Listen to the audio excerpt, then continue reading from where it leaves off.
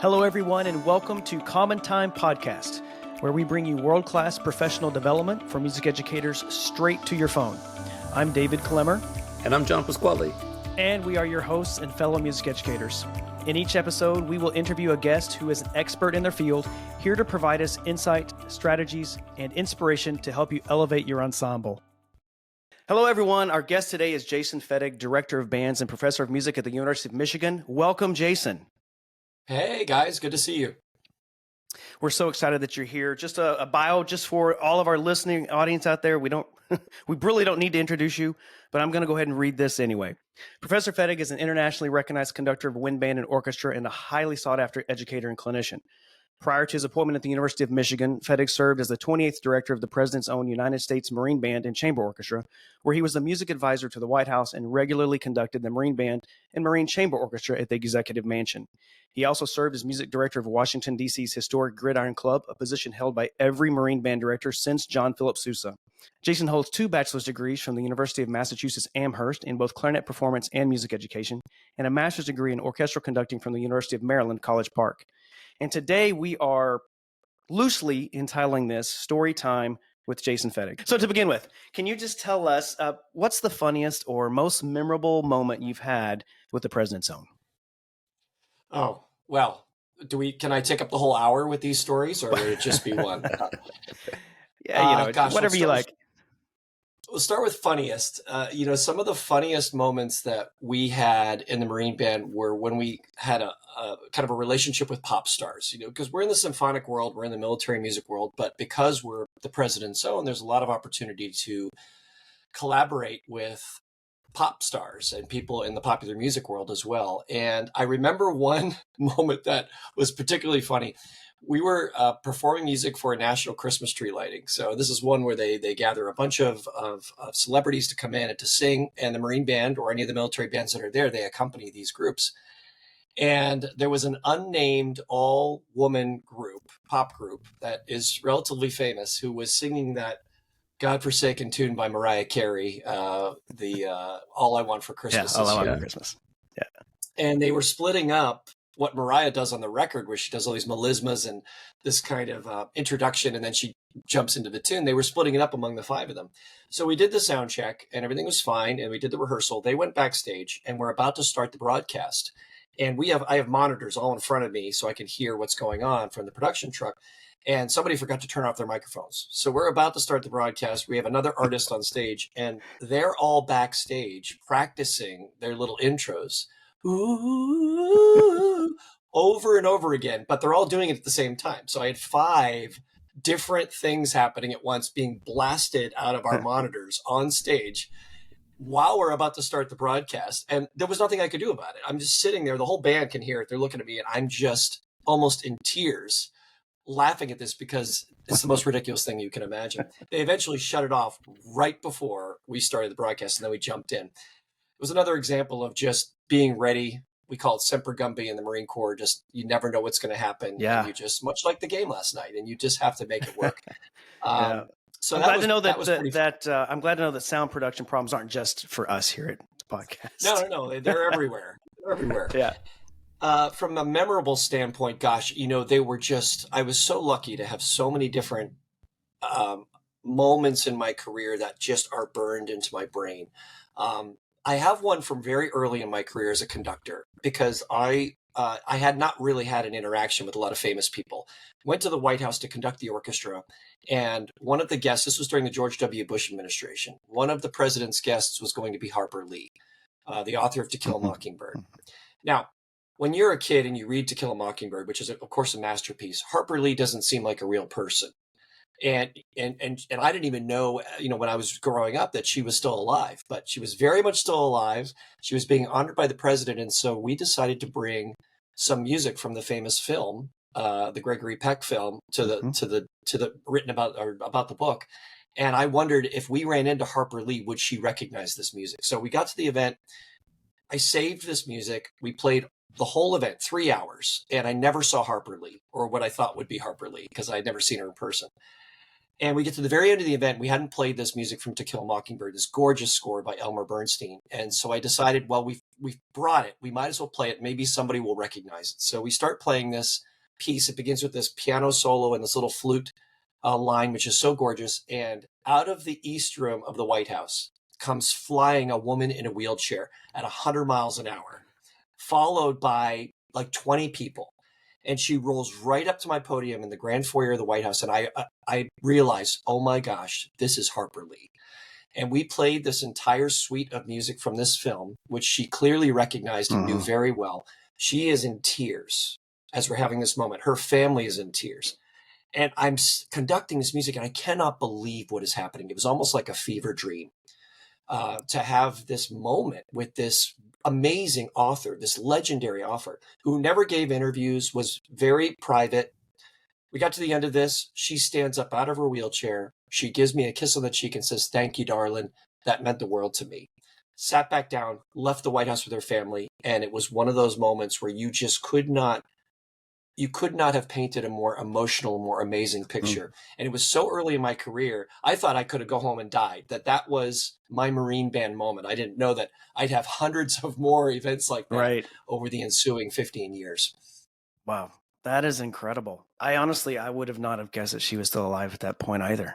Yeah. So gosh, that's awesome. So speaking of your career, let's just go backwards. And what inspired you to pursue a career in music to begin with? And if possible, was there a defining moment, from your early years that solidified that decision?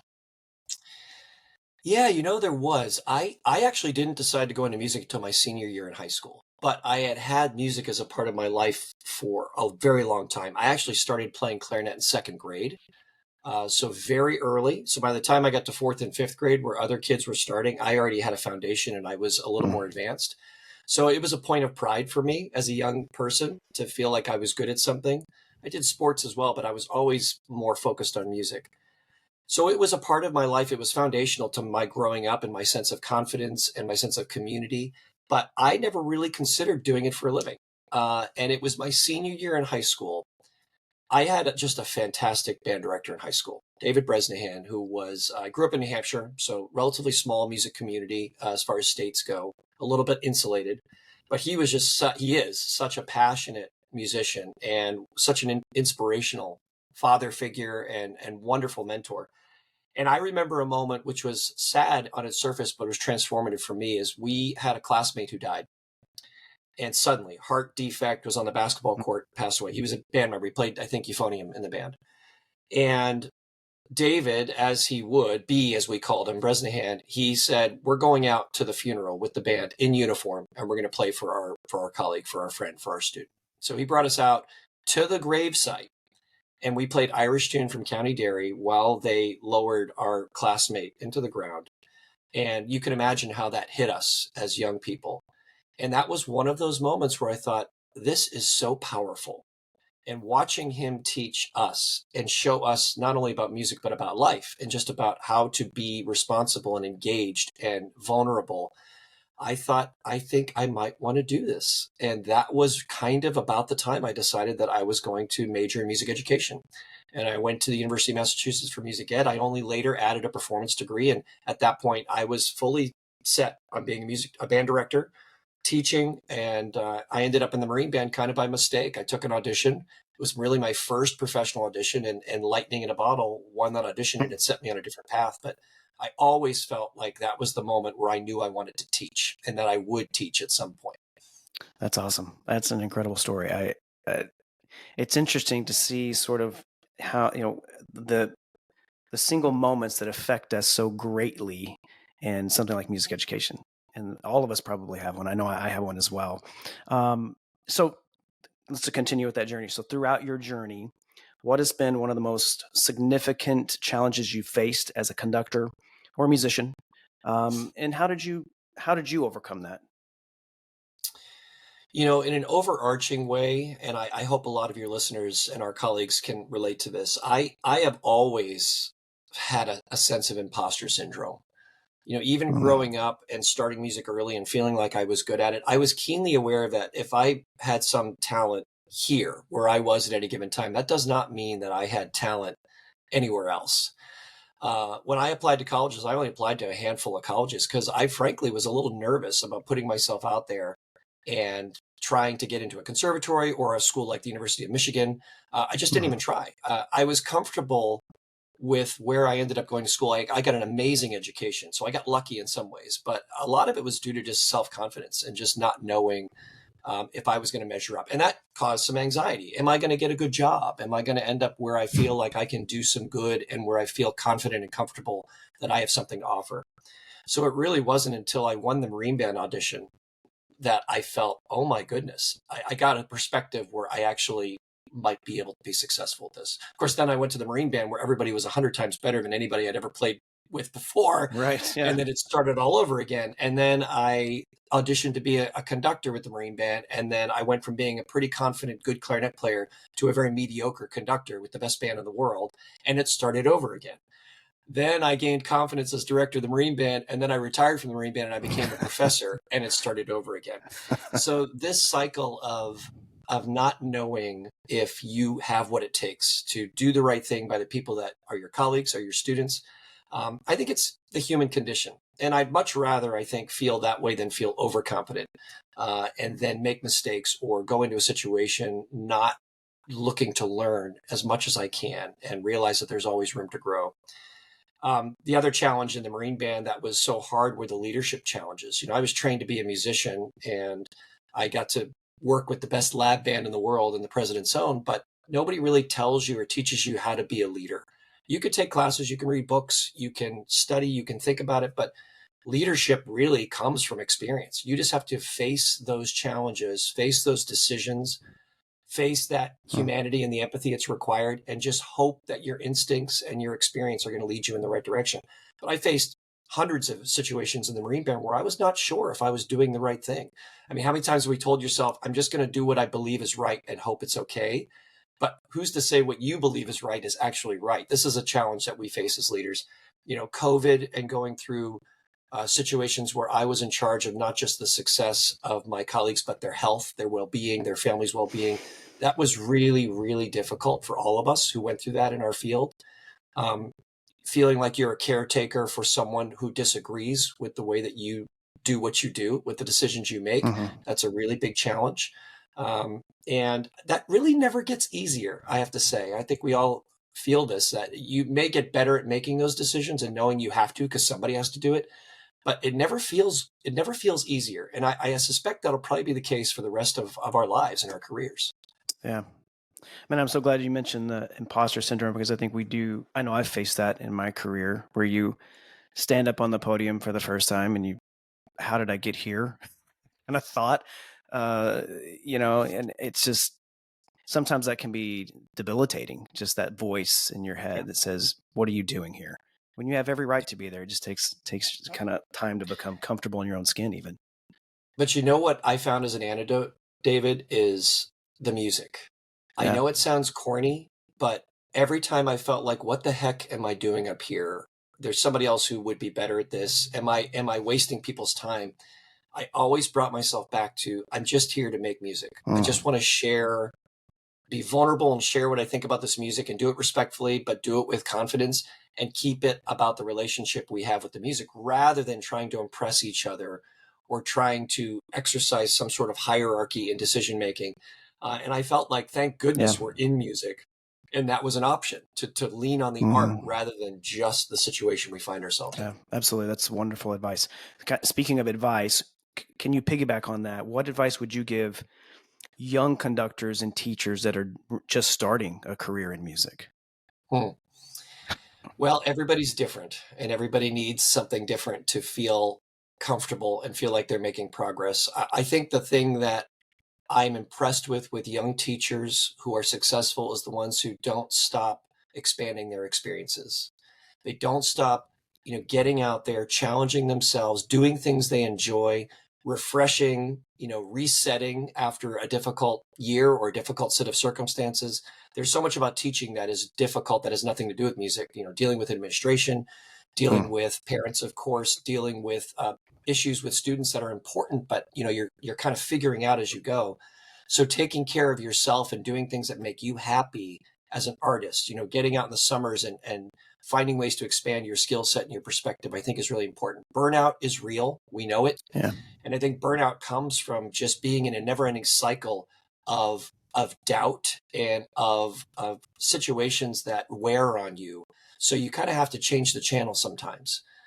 You have to get outside of your routine so that you can come back to the routine with new eyes and new ears. So for new teachers who are starting, and new teachers in the first 5 years, as you're starting to figure things out, don't stop learning about things that are exciting to you.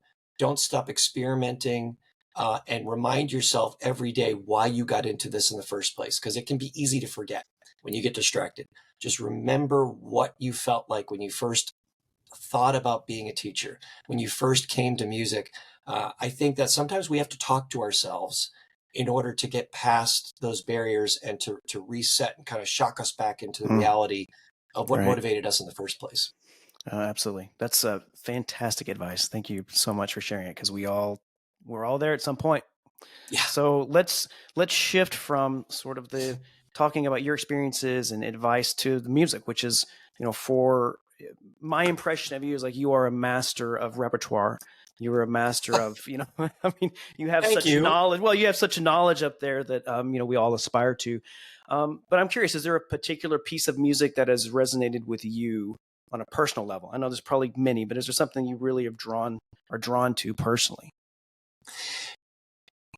Yeah, there's a lot, but the older I get, I don't know if you two feel this way, John and David, but the older I get, the more nostalgic I get. And even in talking to my current students, when we're talking about repertoire and talking about pieces that resonate with them, a lot of times they go to pieces that they had some experience with early in their life that kind of imprinted on them. It's almost like a baby bird who sees the first animal it sees, that's their mother, right? I think we have that feeling sometimes with pieces. And so I think of some of the times in high school, some of the pieces that I worked on that really emotionally hit me, even pieces that I've never conducted, like Alfred Reed's Othello.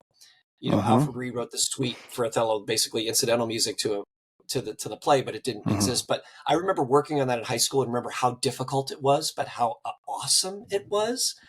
And it just really kind of hit me in a way, much like, the pop songs that we grew up with when we were kids kind of hits you. And you listen to it on the radio, and even though it's dated and it's old, it will always mean something special to you. It always hits you emotionally in a certain way. So other pieces that were like that for me, I remember the first time I played, Irish June, like I talked about, Lincolnshire Posy in high school, the first exposure to that, and not knowing then that I'd have, dozens and dozens of opportunities in my life to play it and conduct it again and watch that piece morph over the years, I think is something that's really important. The very first piece that I ever played in the wind ensemble in college when I was a freshman was the overture to Candide. So we all love Candide. It's a fabulous piece that we know when we conduct all the time, but it's special to me because I remember that moment of sitting in the collegiate wind ensemble for the first time at 18 years old and hearing those sounds for the first time. Yep. And I also remember at that time, Bill Rowell was my college band director, wonderful conductor and musician. I was playing third clarinet, and we played the second theme. It starts in the old Beeler transcription in third clarinets, and we were out of tune. And Bill stops, and he looks at the two of us. We were freshmen. He says, "Should we keep him? What do y'all think?" And I will never forget that, because A, I was like, oh, we're being called out. But B, I realized in that moment that there's more expected of us. And that he was joking because he was going to keep us, but we can achieve more. So there was an emotional musical experience, and there was a life lesson kind of embedded in there too. So those pieces will always be special to me. Winds of Nagual, which I just conducted with the Michigan Symphony Band this spring. I didn't conduct that with the Marine Band until my very last year. So 22 years as a conductor, I never got around to conducting it until 2 years ago. But I played that in college, and I remember being hit emotionally by that piece in a way that, again, I will always associate that work, no matter what I think of it now, with the way I felt when I was a young musician, experiencing that really quirky and strange and beautiful piece for the very first time, having no idea what to think about it. So those are some of the pieces that just have a strong personal connection to me, regardless of of their quality or their place in the repertoire, they're just special to me. Yeah, that's awesome. I guess we all find ourselves drawn to different things like that. I woke up this morning for no reason. I haven't heard this piece, thought about this piece in a long time, but bum ba ba bum bum ba da da da dum ba da dee da dee da. Oh yeah, I was the literally humming Metamorphosis. this. End of it. Yeah, from Yeah. Symphonic Metamorphosis. I played that in college, and it was like a monumental piece for me. I had always loved Hindemith. It just as a trumpet player, I loved the sonata. I mean, that was like a signature piece for me as a trumpet player. And then the first time I conducted Symphony in B flat, it was like, I don't know, something about this music, just digging into it and finding the nuggets. And I could conduct that piece every year and still be drawn to something new in that piece, the complexities of that piece. But just something about him and his music in the complexities and beauty at the same time. Like there's parts in there, like what a beautiful haunting melody that's somehow interwoven with this real complex like gridiron underneath it, which is crazy. Yeah. But in any case, that I know that you've been in the professional world and now in conducting one of the top wind ensembles at the collegiate level. Do you have for high school teachers, would you have a list or a couple of composers that you would suggest that Yeah. they might You not be mean aware of right composers now? that they're not familiar Yeah, with? just not familiar with right now. Yeah, of course, it depends on the level of the band, but I also go back to my high school experience where we probably played some music we had no business playing, but it was such an amazing opportunity to dig into things that, if my band director didn't choose to push us, we would have kind of regressed back to the status quo. Mm-hmm. So, God, composers, well, if we're talking about composers that are either up and coming or a little lesser known, from the old perspective, a composer that I discovered about maybe 5 or 6 years ago, and I didn't know much about her, was Ida Gotkovsky, French composer who actually wrote quite a bit of band music. It's hard, but it's probably achievable, some of it, by good high school bands. And she really was writing very dramatic, incredibly colorful music through the 20th century, and not really entered the canon in any significant way, I think, in America. So Ida Gotkovsky is definitely one to check out. For newer composers, there's a composer I've worked with several times called named Jessica Meyer. She's a violist, but she loves band, and she started writing for band. And I think she wrote us a piece called Press On for the Marine Band, but I think she's also starting to dig in to some music that's a little more accessible, grade 3, grade 4, middle school, high school. Right. And she's got just a marvelous energy and sensibility about her musically. And she loves the idea of improvisation and ownership of an ensemble over her notes. So there's a flexibility there, which is always what we look for in composers, to have kind of a special collaboration. So I would encourage anybody who's looking especially to diversify musically their repertoire and bring some new original voices, check out Jessica's music and check her out as a person as well. Yeah, awesome. One of our own at the University of Michigan, Gala Flagello, is starting to write more for band, and she writes music that is also accessible technically, challenging, but I think high school bands could get into that. A good friend of mine, Adam Schoenberg, is also starting to write more and more for band. He hadn't written any band pieces before I met him, and we transcribed a couple of his big orchestral works. And now he wrote a big symphony for Jerry Junkin in Texas, and he's writing more. So definitely worth a look there. A Korean composer that I got to know about 10 years ago, their music is Chang Soo Ko. I don't know if you two have heard of Chang Soo Ko, but I don't know that one. Really special. I think he's living in Japan, but he's Korean. Or maybe it's the other way around. No, I think that's right. But his music is incredible. Really colorful, really unique and original. And from an international perspective, that's worth checking out. And the last one I'll mention is my friend Brian Messier, who is up in New Hampshire at Dartmouth College. He has started a Mexican music initiative. And so he has been developing relationships with Mexican composers who have either not written much for band or never written for band, and doing commissions. And a lot of this has already come out, and it's going to start to get out there. But again, diversifying internationally the kind of music that we can bring into our repertoire that's accessible by high schools and gets away from the canon, from time to time. There's a composer named Nubia Don Juan. She's writing traditional Mexican music for band, and there's some really beautiful canzones and things and danzones.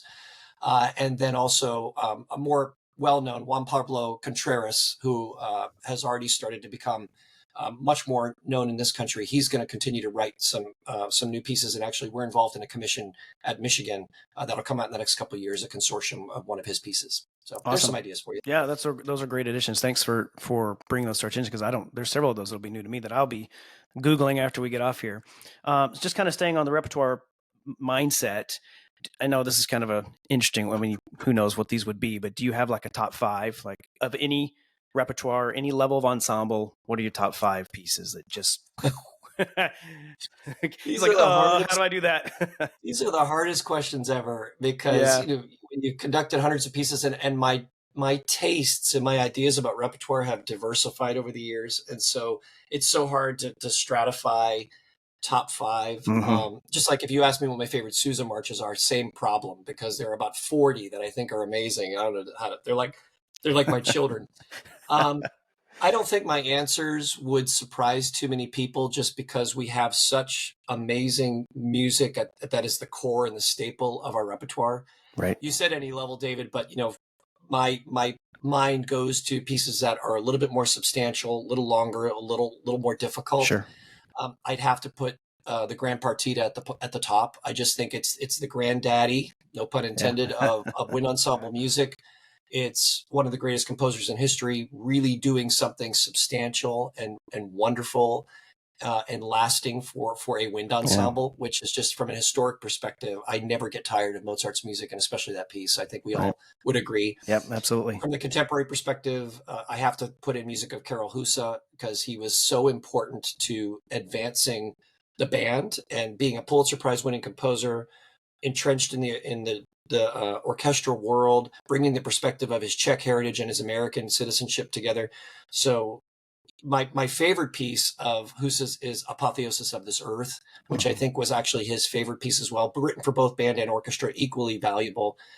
But I had an experience with Music for Prague last year, where we went to Prague and we played that piece in Prague in a palace on the Moldau River, and the reaction from the crowd was unlike anything I had experienced before. We did it at the end of the first half, and I came out for 4 or 5 curtain calls at the end of the first half after we played Prague, because it was such a meaningful experience for that community of a masterpiece, but it took on a completely different vibe when we played it there, and an American band playing that Czech music about such a tragic and horrible time in Czechoslovakia's history.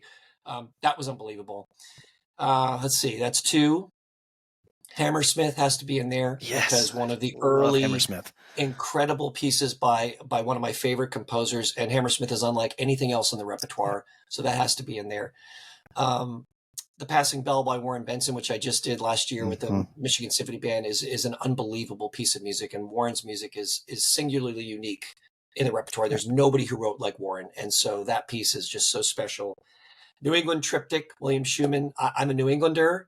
The kind of rugged, hewn language that Schumann wrote in, and combining it with that music, that historic music, it just resonates with me in such a way. I think of William Schumann's voice, that kind of gritty voice, is almost like the American version of what Shostakovich was to the Russian tradition. Just very clear musical ideas that are unabashedly put out there, and that is something that every time I hear that piece or conduct it, it fits my sensibilities, And contemporary piece, this is a little self-serving, but Jim Stevenson's Second Symphony, which he wrote for the Marine Band, I just think is a masterpiece, and it's such a personally emotional work that very accessible, but in Jim's way, really beautifully constructed. And every time I've had a chance to work on that piece, I just feel 100% enveloped in that musical moment. So I think it's one of the great 21st century symphonies that will last in the canon. Yeah, wonderful pieces. I wish we had like an extra hour for each one that we could just let you just talk to us about these pieces and your experience with them.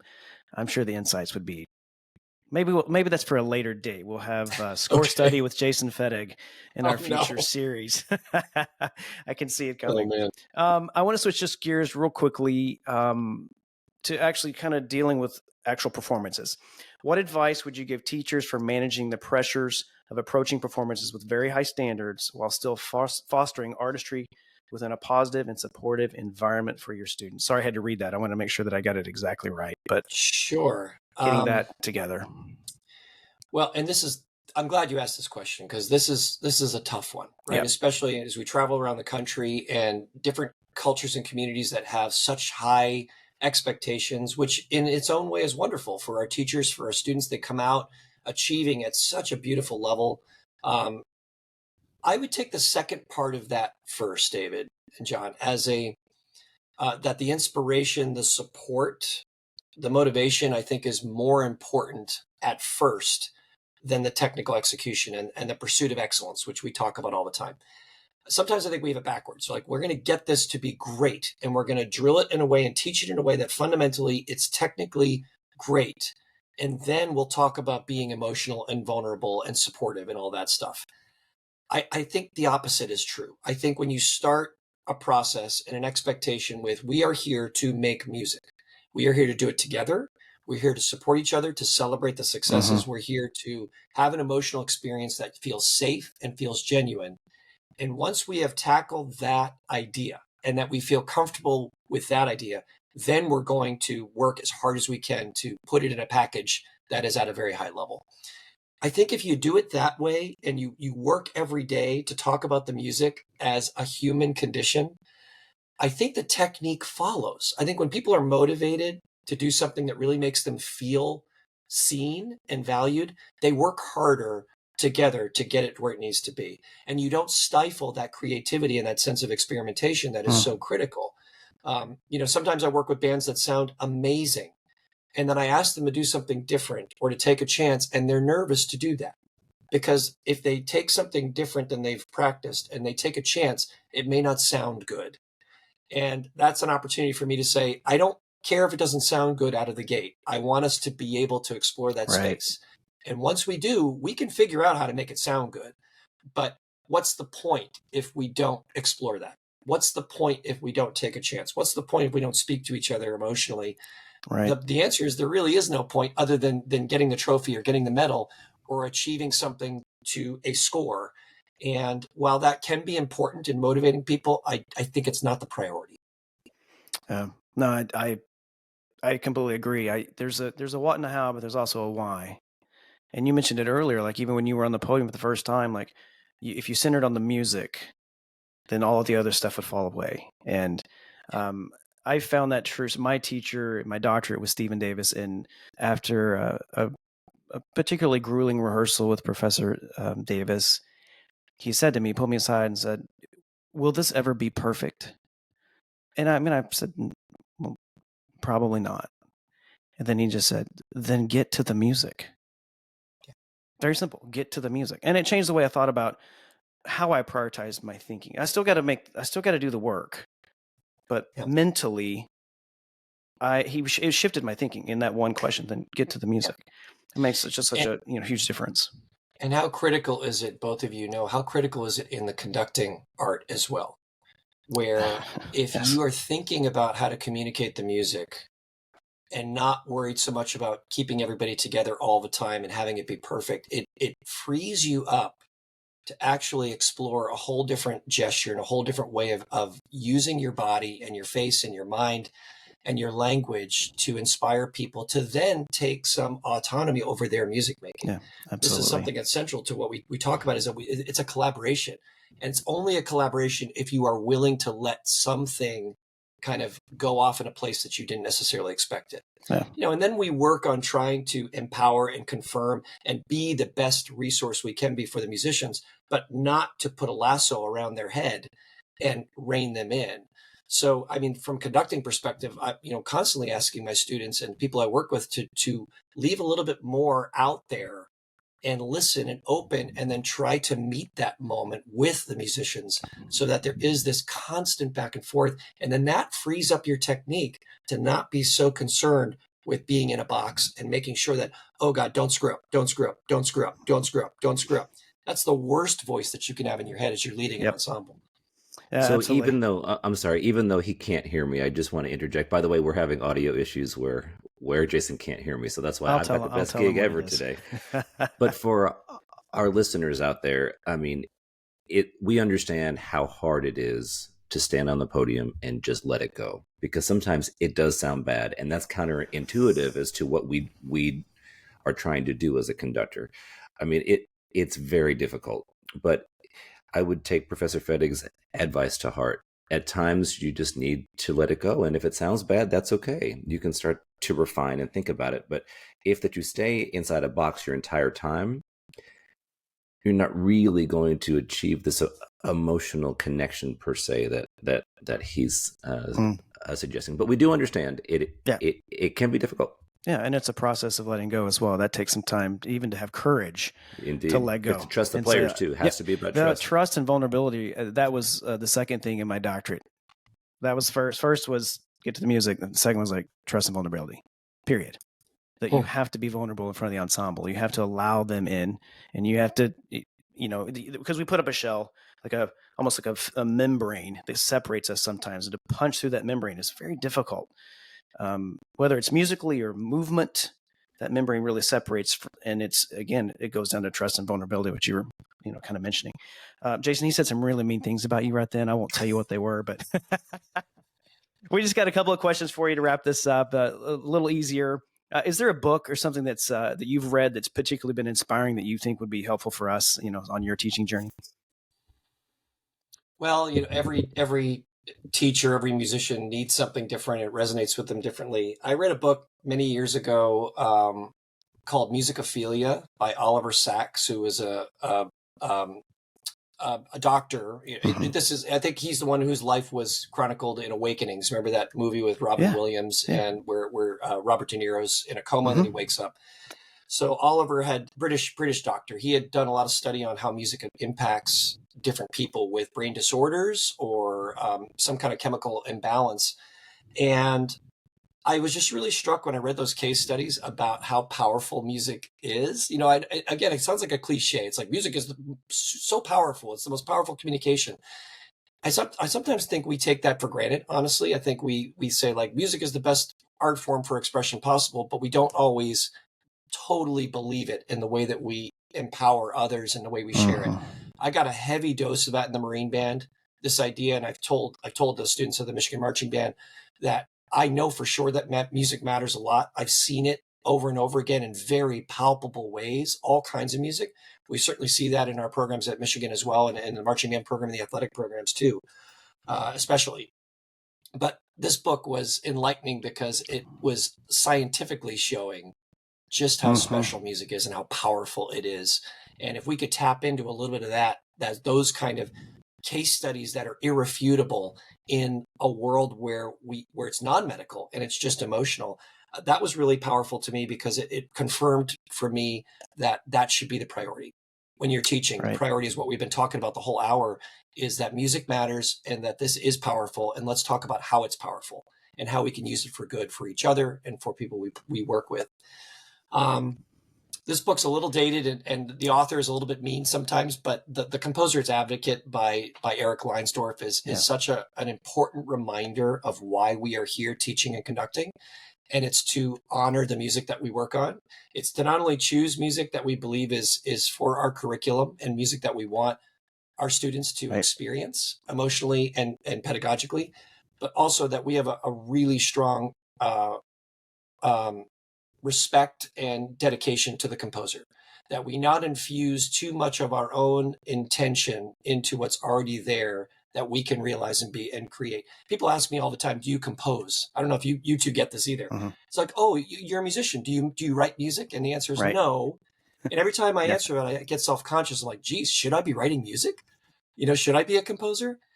But it also reminds me that, okay, I'm not a composer, but that means I have an even greater responsibility to the composers that I work for and work with. And so that the Leinsdorf book, not only is it intimidating because he asks you as a conductor to be able to do a lot of things that some of us just simply won't be able to do at his level, or some of the great artists that we've had, but he asks you to be an advocate for the composer. And then that is of paramount importance, that you get inside his or her head and that you bring that to life in the right way.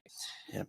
And then lastly, not to drone on, but I want to give a shout out to my colleague, Dr. Colleen Conway at Michigan, because when I knew I was coming to higher ed from the professional world, and again, freaked out about my ability to live in that space and to do right by my students, I read her exceptional book, Teaching Music in Higher Ed, which she teaches as part of her curriculum for our master's and doctoral students. But that was great because it gave me perspective on the student body that we have today, what they need, what they expect, and also how to make sure that they have ownership over their education, which I knew was important, but a guideline to how to actually practically put that into the classroom. So hat tip to Colleen and her wonderful expertise in pedagogy. Yeah, awesome. Thank you so much, Jason. This has been a fantastic conversation. So many things to take away for me. I'm sure John probably took a few things away, but for our listeners as well. So thank you. We have one final question for you, and this is perhaps the most important question of the entire podcast.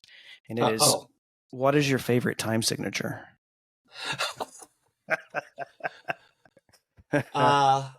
My favorite time signature is 9/8, but 2 + 2 + 2 + 3. How's that one for you? Boom.